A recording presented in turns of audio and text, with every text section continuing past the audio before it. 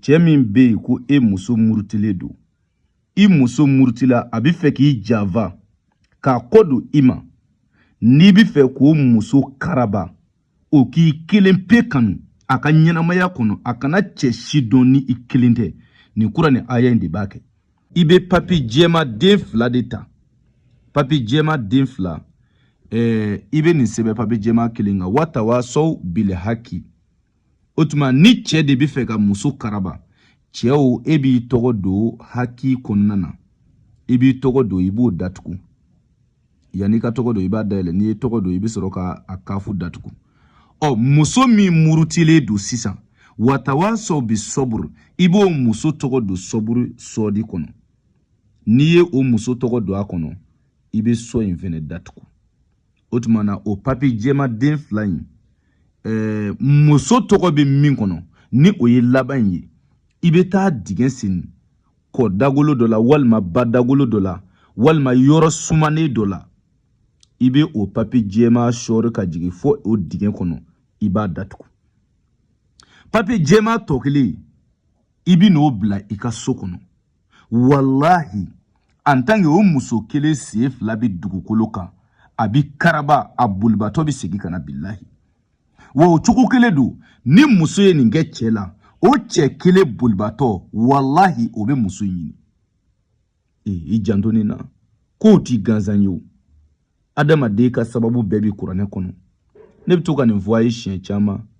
Maa o maa bɛ yen ko gɛlɛya dɔ b'i kan, f'i k'a dɔn k'a wulili solution bi Ala ka kuranɛ kɔnɔ. Walima i mako bɛ hɛrɛ dɔ de la, wallahi a sababu bi Ala ka kuranɛ kɔnɔ, siga t'a la. O de la ne ye Iza Wakati baara fɔ aw ye. Iza Wakati nafolo baara, ale de ye baara ye min bɛ adamaden sɔn nafolo la, tiliya la, karabali la, k'a sɔrɔ i ma baara jugu kɛ, k'a sɔrɔ i ma sitanɛ baara kɛ. Iza Wakati baara, i bɛ jamana o jamana, i bɛ dugu o dugu, i bɛ se k'ale baara kɛ. Ale baara ye 30,000 de ye, nka i bɛ 15,000 sara fɔlɔ, ani ka sɛsɔngɔ 1,800.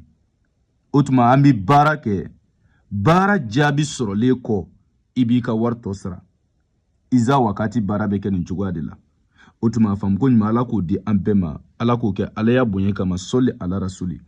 Maa min mako bi an na, an ka téléphone numéro o de ye +223 72 24 02 98.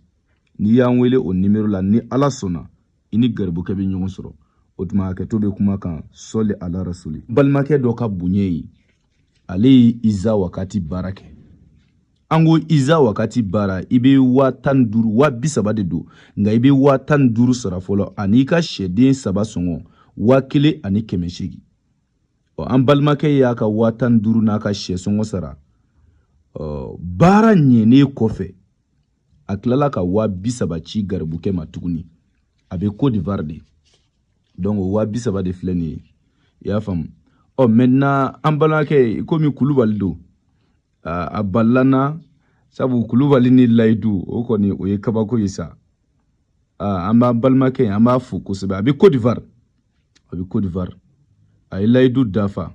Ale kun kan ka 15,000 de ci, mais a tilala ka 30,000 de ci. K'ale ye 15,000 fɔlɔ min ci, k'o y'ale ka baara sara de ye. Maintenant ko ne ka 30,000 de juru b'ale la, k'a bɛ 30,000 ci. Lahi an balimakɛ ni hɔrɔnya, a y'a ka 30,000 ci, an b'a fo. N bɛna Ala tɔgɔ in na sisan. E min bɛ yen